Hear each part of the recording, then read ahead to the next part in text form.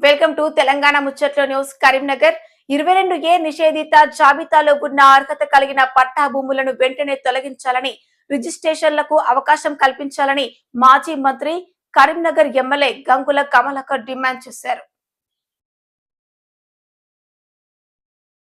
భూ బాధితులకు మద్దతుగా బీఆర్ఎస్ పార్టీ ఆధ్వర్యంలో కరీంనగర్ కలెక్టరేట్ ఎదుట ధర్నా నిర్వహించారు. అనంతరం జిల్లా కలెక్టర్ కు వినతి పత్రం సమర్పించారు.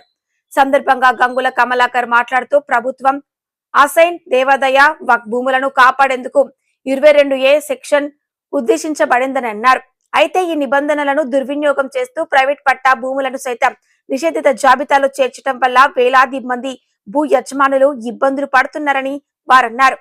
నిషేధిత చట్టపరమైన ప్రక్రియను పాటించకుండా భూములను 22A జాబితాలో చేర్చడం సరికాదన్నారు. భూ యజమానులకు నోటీసులు ఇచ్చి రికార్డులను సమగ్రంగా పరిశీలించిన తర్వాతే నిర్ణయం తీసుకోవాలని డిమాండ్ చేశారు. కరీంనగర్ నియోజకవర్గంలోని రేకుర్తి, కొత్త యాసాడ, విద్యానగర్, కొత్తపల్లి తదితర ప్రాంతాల్లో పెద్ద ఎత్తున పట్టా భూములు 22A జాబితాలోకి వెళ్లాయని గంగుల తెలిపారు. ఏళ్ల తరబడి భూములను అనుభవిస్తున్న పట్టదారులు, గ్రామ పంచాయతీ, మున్సిపల్ అనుమతులతో ఇల్లు నిర్మించుకున్న వారు కూడా ప్రస్తుతం తమ భూములను విక్రయించుకోలేని పరిస్థితి ఏర్పడిందన్నారు. విద్య, వైద్యం, వివాహాలు, కుటుంబ అవసరాల కోసం భూములు విక్రయించవలసిన సమయంలో రిజిస్ట్రేషన్లు నిలిపించిపోవడంతో బాధితులు ఆర్థికంగా ఇబ్బందులు పడుతున్నారని వారు పేర్కొన్నారు.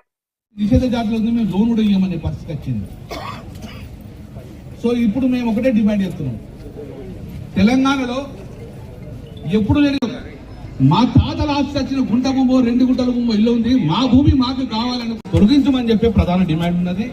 ఈ రోజు బిడ్డ పెళ్లి కోసం అమ్ముకుందామన్న కూడా మీ భూమి ప్రభుత్వ భూమి ఉందని చెప్పేసి కొనేతను కూడా సిద్ధపడే పరిస్థితి లేదు.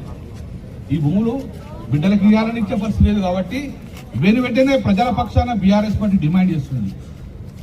ప్రజల